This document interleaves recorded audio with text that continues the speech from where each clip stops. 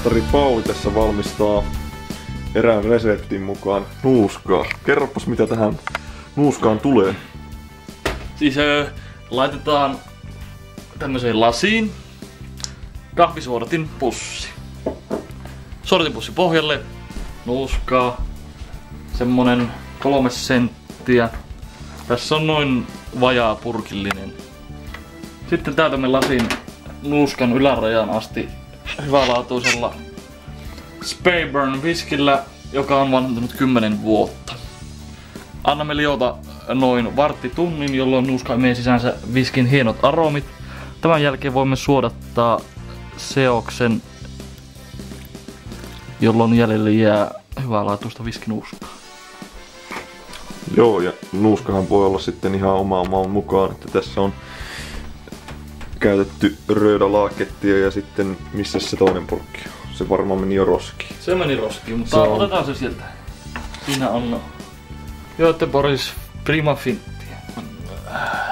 Viski alkaa suodattaa tää nuuskan epätoivottuja ainesosia tähän hienoon juomaan, jonka voi sitten litkiä loppuillasta. Mutta kun tämä viskin taso lasissa on saavuttanut nuuskan ylärajan, voimme antaa liuksen olla noin 15 minuuttia, jonka jälkeen kuivatamme nuuskan ja tavara on valmista. No niin, seuraava vaihe tässä nuuskaamisessa. Vartti on kulunut ja tarkistamme tuloksen. Se tietenkin vaatii hieman valuuttamista, koska nyt tuo on tommoista melko mämmimäistä. Niin.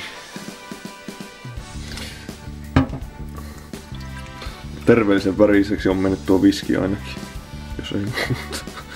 Nuuskan möyhentäminen ja lopullinen kuivaaminen, sen jälkeen siirrämme sen tuohon tyhjään purkkiin ja annamme hautua jääkaapissa vähän aikaa. 3. vaihe. Nuuskan siirtäminen purkkiin takaisin jääkaappi vaihetta varten. Se ei siellä tarvitse kyllä varmaan kovin kauan olla. Pistetäänkö pakastaa sen, niin se viilenee nopea? Joo. Se on siinä.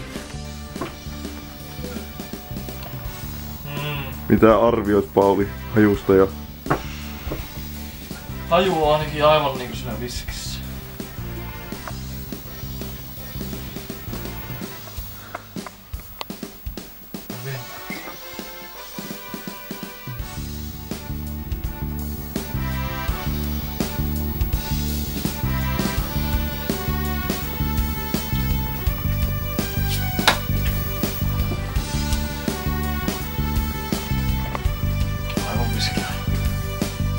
Joo. Kohta tietää pöydä.